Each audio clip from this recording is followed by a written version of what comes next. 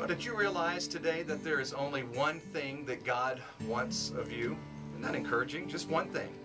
Now, doing that one thing may be a little difficult because Oswald Chambers says the one thing that God wants of us is unconditional surrender. So why do we like to hold on things from the past? Why do we not want to surrender completely to God? Why do we not embrace this new life that we have found in Jesus Christ? You know, as miserable as we are at times in our life, at least we've come to know what to expect. We know what's going to happen today. We may not be living an abundant life, but at least we know what's going to happen, what we can expect. But unfortunately, what we can expect most of the time is just misery. You know, we would like to change, but of course, many of us, change scares us.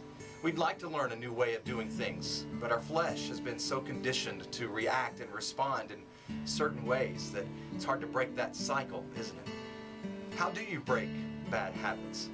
Well, you have to be intentional about it, number one. You have to have a plan in place before that opportunity to respond in your old ways presents itself again.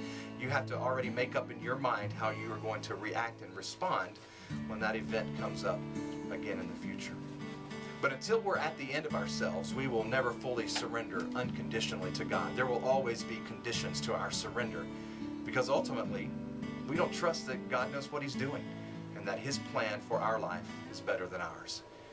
You see, we don't trust Him because we don't know Him. I mean, we know about Him, but we don't really know Him because we don't make time each day to spend some time with Him. And thus, the cycle just repeats itself over and over and over again. We react and respond in our old ways out of habit because we're not really being changed from the inside out. So what are you willing to do different today?